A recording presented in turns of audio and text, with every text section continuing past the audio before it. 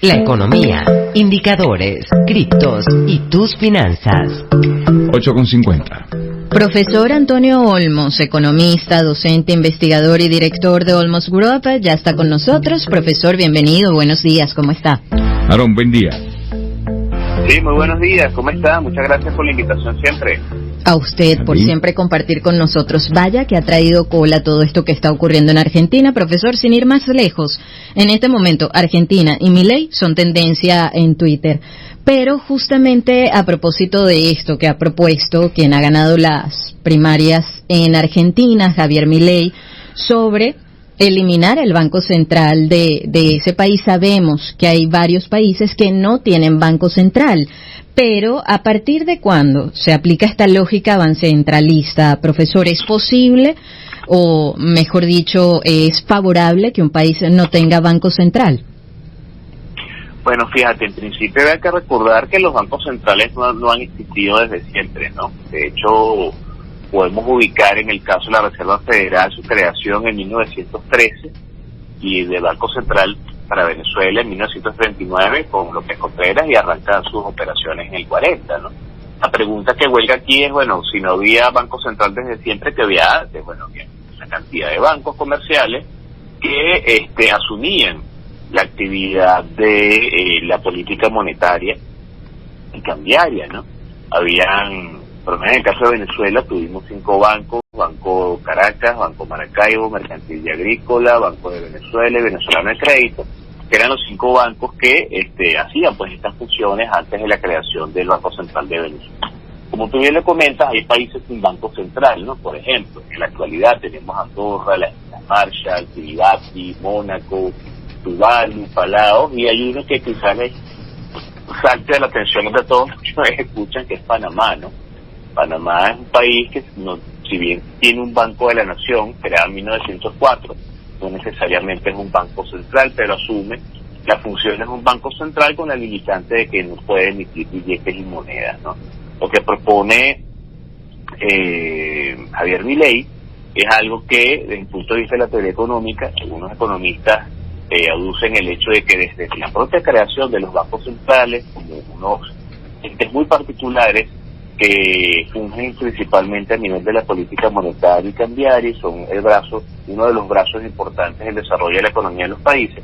Para algunos economistas, en su visión, la propia creación del Banco Central, cuando su acción se pervierte, más bien genera problemas, ¿no? Más que solventarlos. Y de ahí quizás viene esta visión de Milei.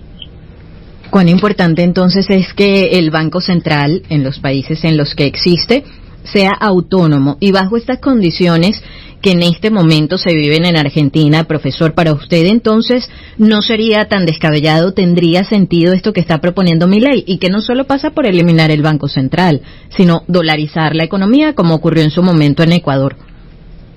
Mira, la palabra que tocabas decir es clave, ¿no? La autonomía.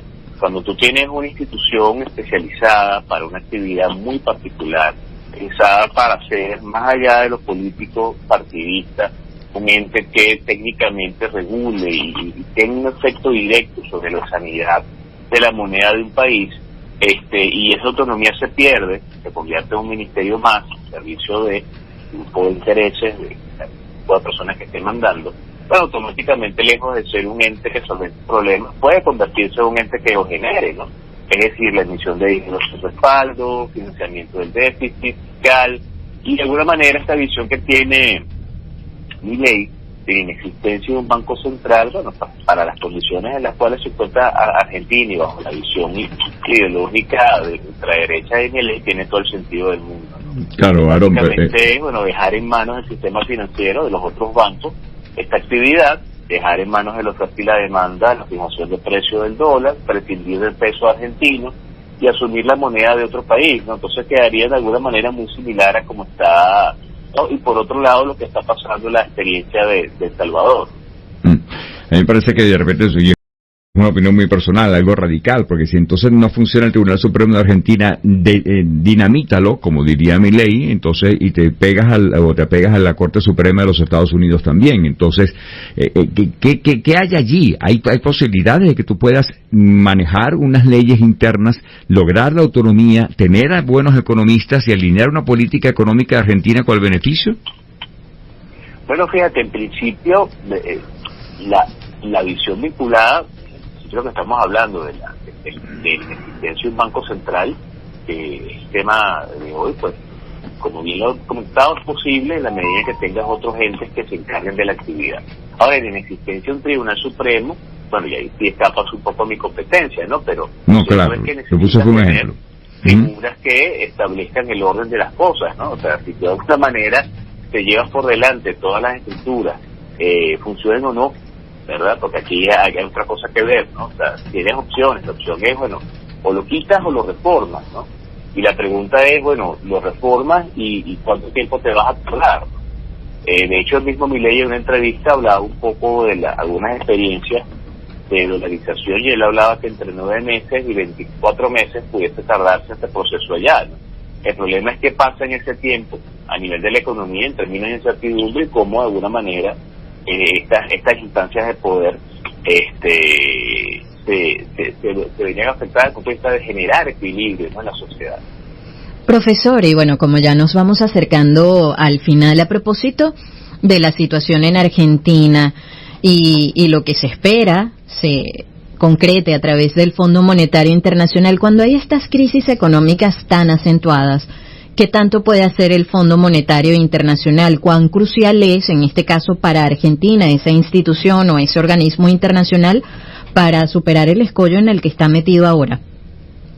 Mira, el Fondo Monetario es una institución multilateral creada a finales de la Segunda Guerra Mundial y básicamente la intención es que todos los países signatarios que formen parte de este fondo tengan la posibilidad de financiarse en momentos muy particulares, bajo la lógica de los derechos especiales de giro, que es una unidad monetaria que se crea para poder participar dentro de ella, la cual se tiene de alguna manera también posibilidades de participar en términos crediticios, ¿no?, a nivel de financiamiento. Recordemos hace unos años atrás, por lo menos con los terremotos que se dieron en Ecuador, ¿no? Tuvo que ir al Fondo Monetario a solicitar parte de los dineros que le corresponden para acometer una cantidad de soluciones y rescatar y reconstruir, ¿no? Y precisamente para eso están este tipo de instituciones, ¿no?, principalmente. En el caso de Argentina, bien pudiera tener acceso a los recursos que tiene ahí, pero el problema es que esto se da bajo la lógica del crédito. El Fondo Monetario es muy, por decirlo, muy detallista y está muy a la sombra del dinero que se presta en términos de que se ha devuelto en los términos y condiciones que se dijo, ¿no? O sea, no es prestar dinero como el padre responsable que le da dinero a ellos y lo gastó en lo que era chévere, sino también, no, pues usted no está pidiendo dinero para esto, me lo va a pagar en tanto tiempo y es para esta actividad y para allá es que tiene que ir, ¿no? Y precisamente el tema de el acceso a estos dineros está pensado para ser aplicado en la actividad, que es, no para que se desvíe otras cosas. En la actualidad, pues muchos países tienen acceso a ellos, sobre todo después de el tema del COVID. En el caso de Argentina, pues más allá del tema de la pandemia, ya sería un tema económico, se puede tener acceso a ello, y la pregunta es cómo esto va a ayudar a recuperar los niveles de equilibrio de la economía, ¿no? Y efectivamente la pregunta es si Milei de ganar las elecciones, pues va entonces a derrumbarse hacia allá. Bueno. Gracias, profesor, por haber estado con nosotros. Feliz día. Siempre ahora, un gran abrazo. Igual para usted, Aarón Olmos, docente, investigador, economista, director de Olmos Group. @Aarón Olmos 1. 8:59, nos vamos.